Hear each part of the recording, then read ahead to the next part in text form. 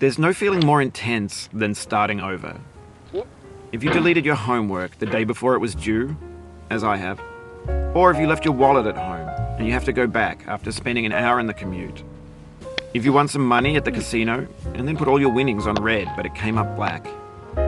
If you got your best shirt dry cleaned before a wedding and then immediately dropped food on it. If you won an argument with a friend and then later discovered that they just returned to their original view. Starting over is harder than starting up. If you're not ready for that, like if you've already had a bad day, then what you're about to go through might be too much. Feel free to go away and come back. I'll be here. Alright, thanks for coming with me on this trip. I'll understand if you have to take a break at any point. Just find a safe place to stop and quit the game. Don't worry, I'll save your progress, always, even your mistakes. This game is a homage to a free game that came out in 2002, titled Sexy Hiking. The author of that game was Jazzuo, a mysterious Czech designer who was known at the time as the father of B games. And B games are rough assemblages of found objects. Designers slap them together very quickly and freely, and they're often too rough and unfriendly to gain much of a following. They're built more for the joy of building them than as polished products. In a certain way, Sexy Hiking is the perfect embodiment of a B game.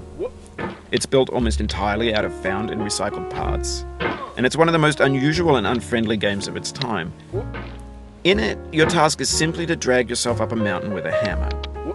And that act of climbing, in the digital world or in real life, has certain essential properties that give the game its flavor.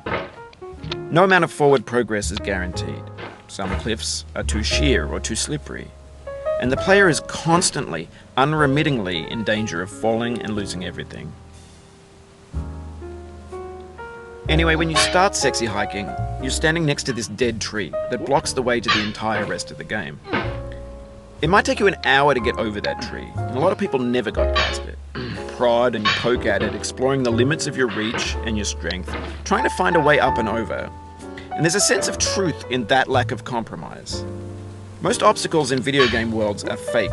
You can be completely confident in your ability to get through them once you have the correct method or the correct equipment or just by spending enough time. In that sense, every pixel